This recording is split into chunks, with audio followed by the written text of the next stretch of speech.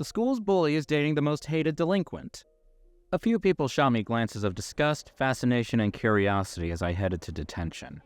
I'm sure they all wanted to catch a glance at the guy who had boldly drawn a lewd picture on the back of the school in bright red chalk.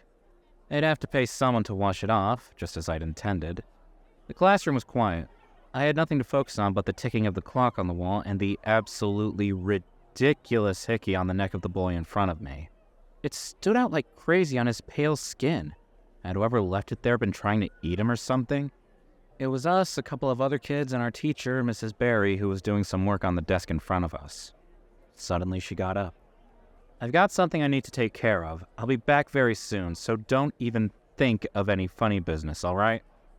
With that stern warning, she left the classroom. As soon as she was gone, the boy in front of me leaned his chair back, plopping his heavy boots on his desk.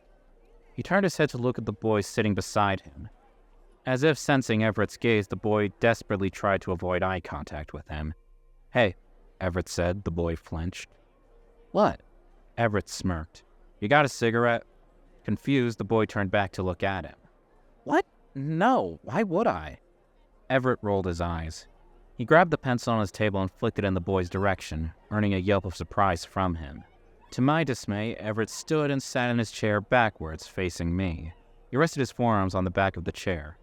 "Hey, Nick, you got a cigarette?" I stared at him. His bright blue hair was even more blaring than the hickey. I could see his roots. "I don't smoke," I responded, bored. I was lying through my teeth. Just wasn't in the mood to share. Besides, didn't you hear her? She'll be back soon. Everett raised an eyebrow at me. So? My gaze shifted up to the ceiling as I tapped my pencil against my notebook. "Everett, I want you to think very carefully about what would happen if she caught you smoking during detention." Everett scoffed. "We're already in detention. What's the worst that could happen now?" "I don't want to find out. You might not have better things to do, but I really don't want to spend any more time in this place than I already have to." After all, the whole reason I had detention in the first place was because I'd been skipping classes so much. I bowed my head and continued to draw. "I don't smoke, and I don't have any," I finished. "Stop talking to me before you put me in more trouble." Everett cursed at me and faced forward again. I ignored him. Everett Choi. Tall, skinny, and full of anger. Picked fights and enjoyed scaring the wits out of people. I probably would have been one of his targets myself if I was the kind of person to care one bit what other people thought about me.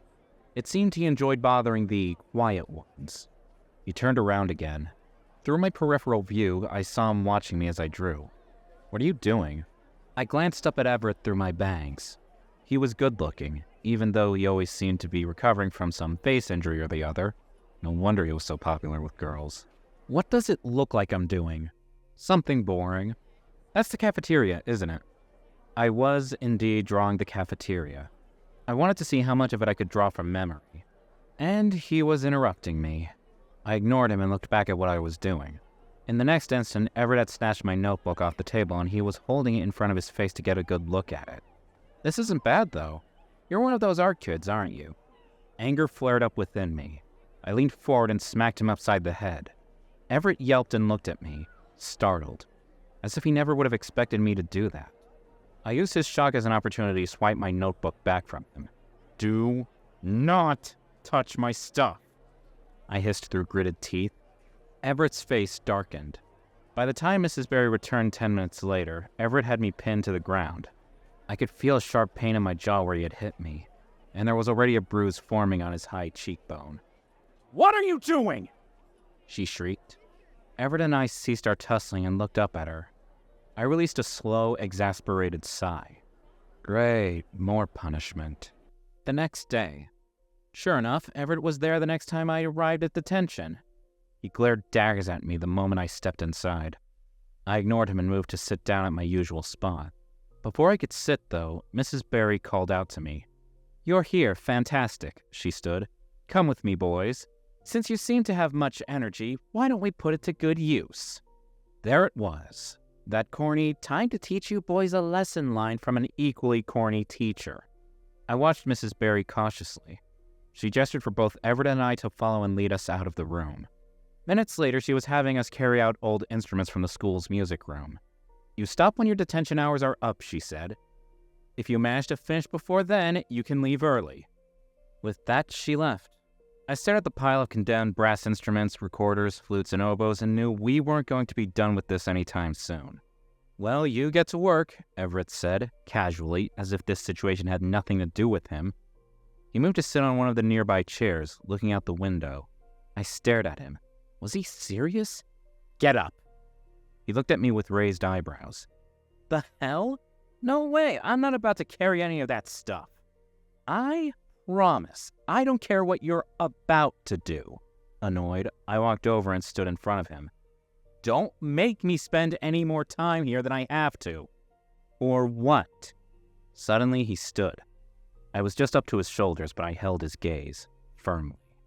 He was trying to intimidate me like he did with everyone else. It wasn't going to work, though. I had a lot of experience with people like him. He only picked on people weaker than him, for fun. For him, asserting his dominance over other people was only fun when he already knew he was going to get their submission. Well, he was getting none of that from me.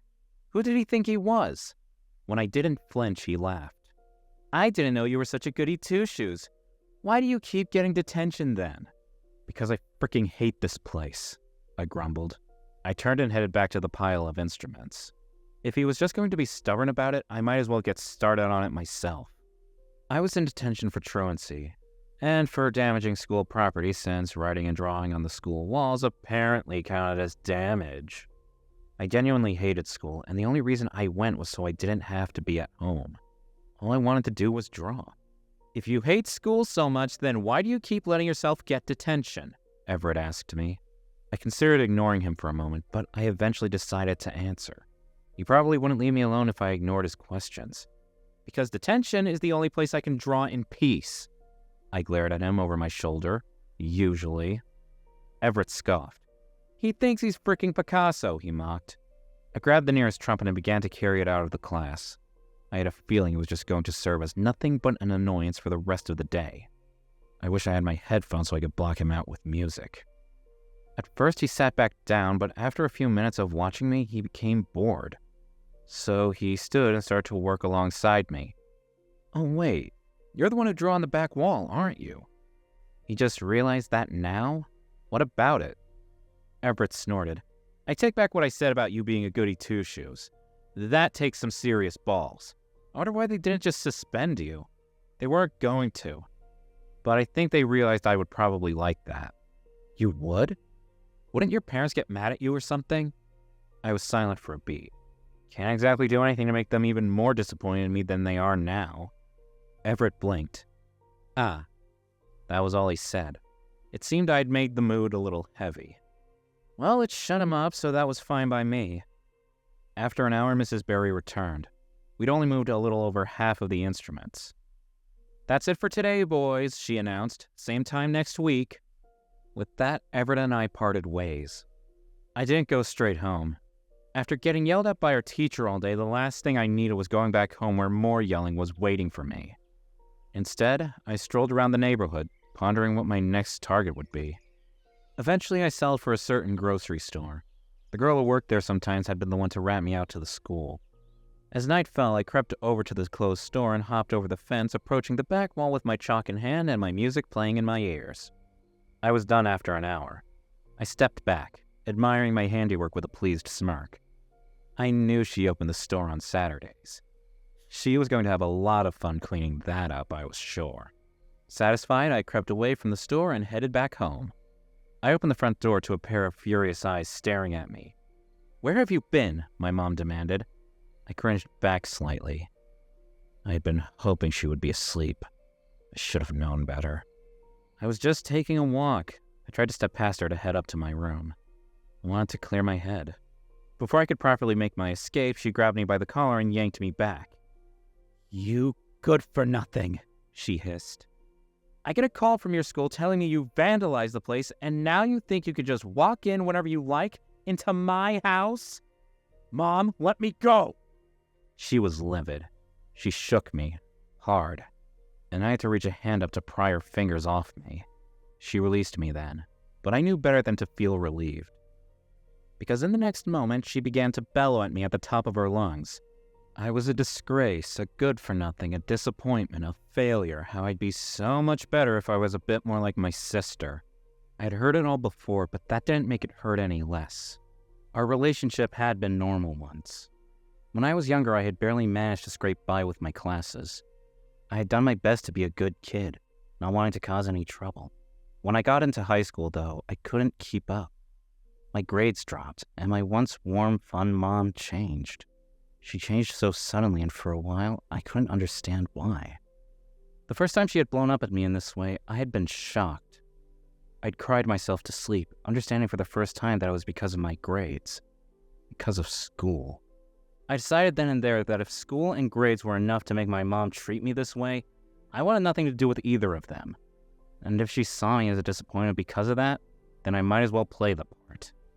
When she was finished, I headed back up to my room, numb. I lay in my bed until it was late at night, and I was sure the entire house was asleep. Then I got up, got dressed, and opened up my window. It was a bit of a drop to the ground, but it was something I had done dozens of times at that point. I landed on the grass with a soft thud. Then I got on the street and started to walk. I had no destination in mind. I just needed to feel the cool evening breeze to clear my head. I was walking past a junkyard I had passed probably hundreds of times in my life when I heard someone suddenly call out to me. "Nick? What the heck are you doing out by this time?" I stopped and turned. Leaning over the fence and staring at me, lit cigarette in hand, was none other than Everett. I cocked my head. "I could ask you the same." Everett smiled. "I come here on weekends to hang out. Some old guy lives in that shack over there, but he's not home most of the time, so trespassing." His smile grew into a grin. "If that's what you want to call it, dude." His gaze looked unfocused. Was he drinking too? It was as I stared at his face that I noticed a new bruise had joined the one I left him, this time right under his eye. How had he managed to get into a fight in just a little over 24 hours since the last time I'd seen him? He raised his other hand, revealing a bottle and confirming my suspicions. He raised it to his lips and tipped his head back to take a nice long swig. I watched his throat bob with each gulp. "Underage drinking too," I said, my gaze following the bottle as he lowered it. "Oh, shut up," Everett laughed. "I can tell you want some too, come on." Perhaps on any other night I wouldn't have. But at that moment the company sounded nice. Even if it was the bully at my school, drunk out of his mind. After a second more of thinking, I walked over and jumped the fence to join him. We found ourselves on an old couch, abandoned among the broken cars and heaps of scrap metal. "Your mom sucks," Everett said. At some point, the alcohol had loosened my lips, and I ended up telling him the reason I had come outside. "Yeah," I was slumped against the couch, head bowed. "Comparing me to my sister. Like, of course a 7th grader's going to be better at school than I am." Everett snickered. When I raised my head to look at him, he had his arm popped up on the back of the couch. His fingers tangled in my hair as he stared down at me. My eyes traced the cut of his jawline. "Well, my mom doesn't care about my grades," he said. "Which would be great if not for her tool of a boyfriend." I frowned slightly. "Boyfriend? What about your dad?" Everett used his thumb to make a slicing gesture over his throat. "Oh. Yeah, he croaked when I was like 7. Everett paused to take a drink from his bottle. Upon discovering it was empty, he tossed it to the ground. "She's had tons of crappy boyfriends over the years. This guy is the worst by far, though. He gave me this, you know." He gestured towards his new bruise. "He sucks at life. When he's mad and mom isn't home, he drinks like a well and takes it out on me. I'm 18 now, so I can't even call CPS on him or anything. The law's so freaking annoying." His words were slurred, grumbled out as he lowered his head onto the back of the couch, cheek pressing against the soft surface. He watched me with bleary, dark brown eyes. I stared back at him. From this angle, I could see how his eyelashes were casting small shadows over the high part of his cheeks. "Sometimes I just want to leave," I said. Everett smirked. "And go where exactly?" "Hell if I know." I leaned my head back against the couch, still watching him. "I mean, you want to leave too, don't you?" "Duh, but where?" Everett held my gaze as my head came down beside his. We were only a couple of inches away. I could faintly smell the booze on his breath. "Dunno. Living here wouldn't be that bad, though." Everett gave me an impish grin. "We should just kick that old guy out and crash here. We can drop out. Are you any good with computers?" Who knows, we could become the next super tech billionaires. I chuckled. Man, shut up. You're drunk. So are you. Look, you can't even look me in the eyes. Truthfully, I wasn't looking him in the eyes. I was watching the movement of his lips, full, pink, and slightly shiny with moisture. He had a small spot near his cupid's bow that added a slightly cute look to his overall handsome face. Everett felt quiet once he realized where I was looking. I don't know which one of us leaned forward first. All I know is that in the next second, those lips were mine. It was a foreign feeling, having another boy's lips on mine. He tasted of booze, but his lips were soft. It definitely wasn't unpleasant. I shut my eyes and got into it, ignoring the still sober part of myself asking what in the world I was doing. He parted his lips and I followed his lead. His tongue had just brushed mine when I heard the sound of a door swinging open. Everett and I jumped away from each other. We turned to see an old man standing by the entrance to the nearby shack. He roared at us. Beside me, Everett hissed out a curse. We scrambled off the couch and bolted over the fence, our legs carrying us as fast as we could as the old man yelled obscenities behind us. My heart was pounding, the wind roaring in my ears. Beside me, I heard Everett laughing, and I realized I was doing the same. The rest of the night was a blur that I would never remember. When I opened my eyes, the sun was just coming up and I was somehow back in my bed. Everett was fast asleep on the floor beside me. I stared at him. Somewhere in my foggy memory, I vaguely recalled him climbing into my room with me. I sat up and tapped his shoulder with my foot. Everett stirred, staring up at me blearily. I croaked, "My mom will flip if she sees you in here." For a split second, he looked genuinely disappointed. Then he was on his feet. "You're gonna pay me back for all that booze," he grumbled. "Dream." I watched as he climbed out of my window and crept off the lawn. Once he was gone, I laid back down and fell back asleep. Monday. I spent the rest of the weekend trying not to think about it. And I succeeded. That is, until I showed up at school on Monday and spotted Everett by his locker with one of the cheerleaders practically hanging off his arm. Our eyes met.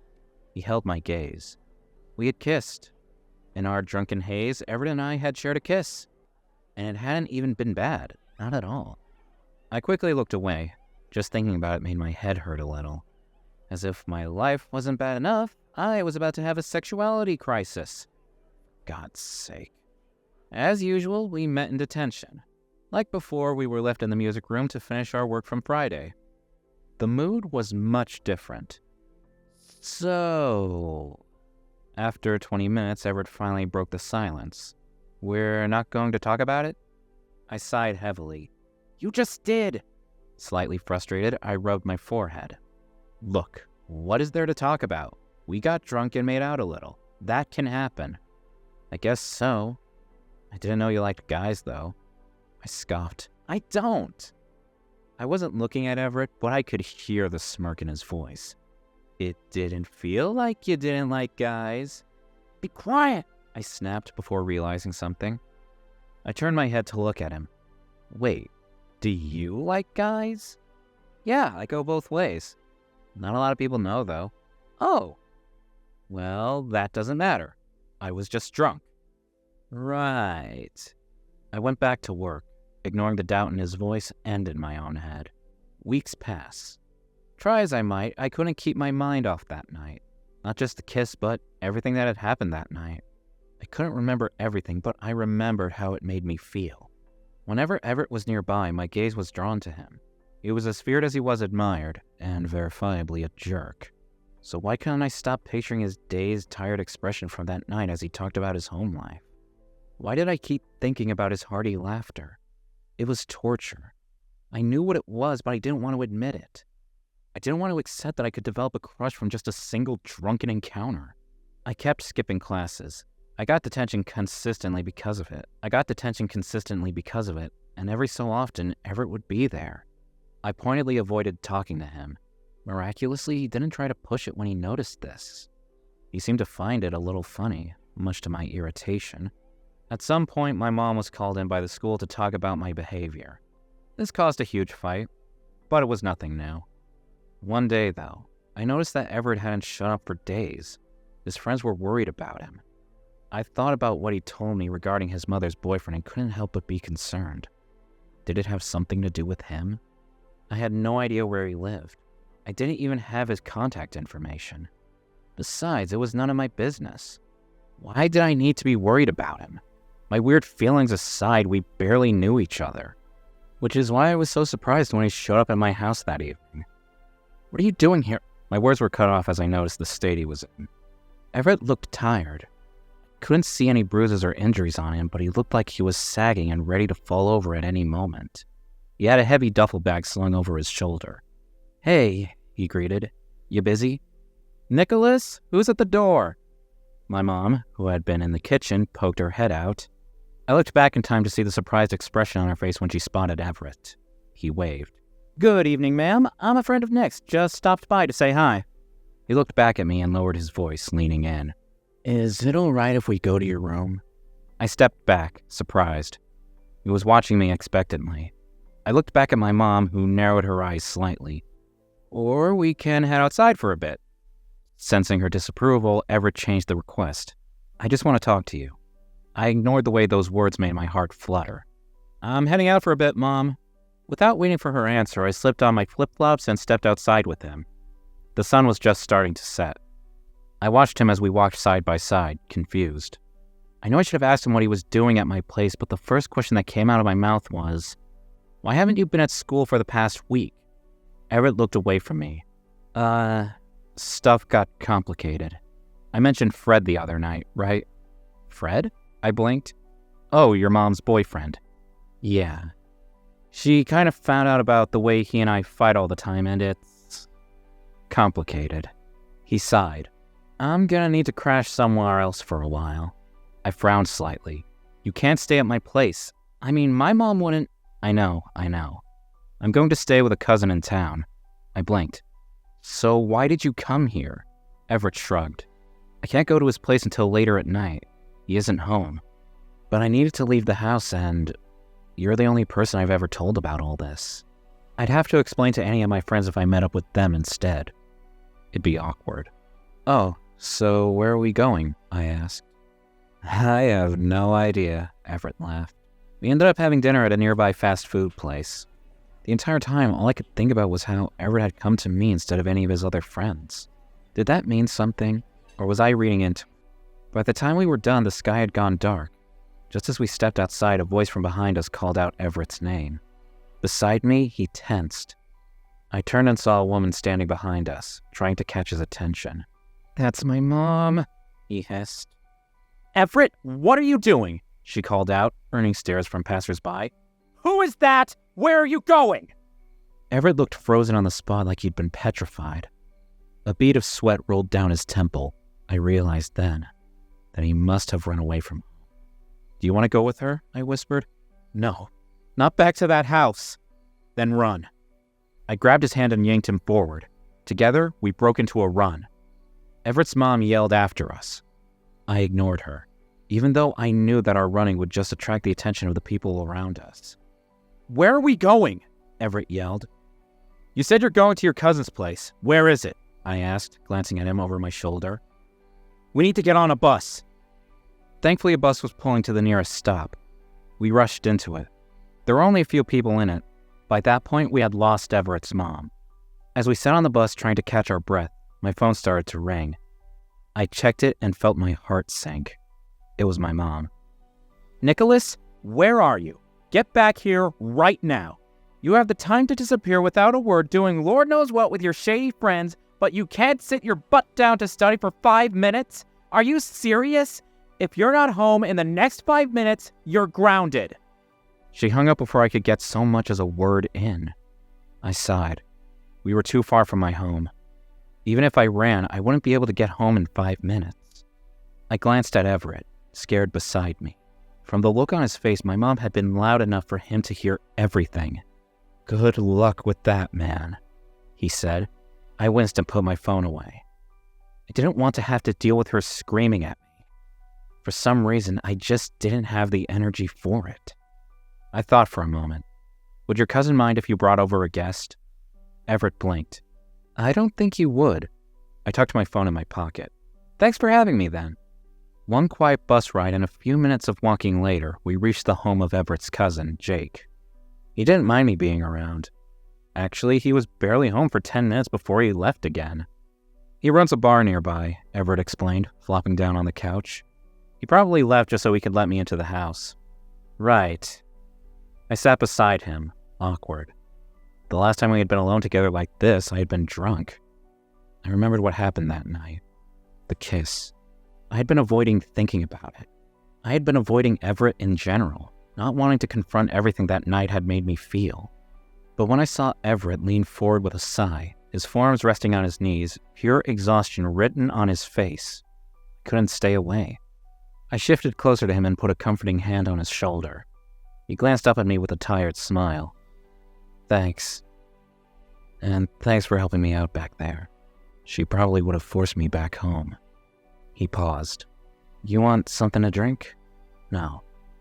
He tilted his head, strands of hair falling over his eyes. Do you plan on going home tonight? My phone, now silenced, had been ringing nonstop since my mom's last call. I ignored it. No. Everett raised a brow and sat back up. Well, we probably have the place to ourselves tonight. What do you want to do? What do you want to do? He was watching me, waiting for my answer. I almost answered nothing. But I knew that wasn't true. There was something I wanted to do, and had for a while. I'll probably be grounded for the rest of my life when I go home, so we're not going to see each other outside of school for a while, so... I stared at the ground. My mouth felt dry. How was I supposed to tell him I wanted to try kissing again? So? He pushed, shifting closer. So, well, I've got a favor to ask. Yeah? I hesitated. Nope, it was too embarrassing. I was about to tell him to forget about it when he suddenly spoke again. Seriously, what is it? He laughed. Do you want to kiss again or something? For probably the first time in my life, I blushed. Everett blinked at me. Wait, seriously? He sounded like he was in shock. Nope, forget it, I said. Forget I asked, it's nothing. I might just go home after all. Embarrassed, I moved to stand, and he caught my wrist. I didn't shake him off, nor did I try to push him away when he pulled me in. Everett's mom was probably still looking for him. I could feel my phone vibrating as my mom probably blew my phone up with messages. It was like none of that mattered to us at that moment. When he kissed me, I eagerly kissed back. Now fully sober, I could experience everything with perfect clarity. And I meant to savor it. Part of me felt guilty, hiding from her because I was too afraid to face her. But I felt safe. For the first time in ages, I felt relaxed, like a weight had been lifted from my shoulders. I shut my eyes and held on to Everett, allowing myself to think about him and only him. We held on to each other and didn't let go for the rest of the night. We're terrible kids, you know, I mumbled. We were curled up together on the couch, his face buried in my shoulder. For the past 2 hours, we had just talked to each other, airing out all of my pain and worries. I told him things I never thought I would tell anyone.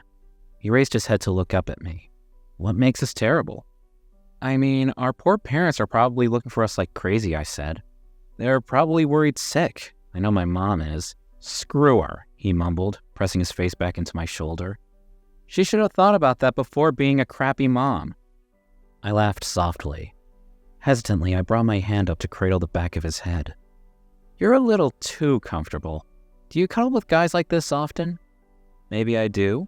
Why? Does that make you jealous? I snorted and rolled my eyes, gently carting my fingers through his hair. The answer to that question was a definite yes. 3 months pass. Predictably, I was grounded indefinitely by my mom. I officially became a problem child after that night, labeled such by my entire extended family. I was also forbidden from seeing Everett. I didn't care. Everett continued living with Jake. Even after his mom broke up with Fred, he refused to live with her. I got the sense that she had done something that Everett would never be able to forgive her for. I never pushed him to tell me, though. I still hated school. It wasn't for me. No matter how hard I tried, I couldn't get my brain to work the way it needed for me to do well at it. I had all but accepted that fact. But there was only one thing that made going worth it. We met behind the school after classes were over. I knew I only had a few minutes before my mom started blowing up my phone, so I knew I had to make them count. Everett was waiting there for me, a cigarette between his lips. He was staring at the spot on the wall where my drawing had once been. The school had painted over it. "Can't believe they ruined your masterpiece," he complained. "You should do another one." "Are you trying to get me expelled?" I chuckled. Everett was all smiles as he reached into his pocket and tossed me a cig. I caught it and placed it between my lips. "You know, we're gonna have to quit someday," I said, fishing through my coat for a lighter. Everett turned his head towards me and wiggled the lit end of his cigarette at me. Taking his cue, I leaned in and carefully lit my cigarette with his. "Oh yeah, definitely. I've seen what this crap does to your lungs," he laughed. "How about this be our last then?" I suggested, stepping closer to him. He wrapped an arm around my waist, hooking a finger into one of my belt loops and pulling me against him. "Fine. But if I'd known this was going to be my last smoke, I would have savored it more." "Too bad," I hummed. I stared at the wall for a second before pulling out some chalk and pulling away from him. I crouched down and began to draw something. When I shifted back to reveal the small heart with our initials written inside, Everett burst into laughter. "Too corny?" I asked, standing back up. "Sickening, but I like it." And there we stood, side by side, staring at my newest masterpiece. I knew I would have to leave in the next 5 minutes or my mom would blow up at me, but I savored those 5 minutes, just like I savored every moment I got to spend with him. Conclusion. While I thought I was destined to drop out or be held back, I tried as hard as I could and managed to graduate with Everett. We both moved out as soon as we could. I got a job at a small art store and began selling my work, while Everett started working at his cousin's bar. We moved into a small apartment together, and while doing our best to make ends meet with our joint income, we both got into our local community college. While I still had my issues, I quickly discovered that when I wasn't under current pressure to be perfect, I was able to get decent grades. We enjoyed a fun and peaceful college life together. The end. Do you think a formal education is necessary to do well in life? Thanks for watching. Consider subscribing to become part of our Rainbow Force and stay wholesome.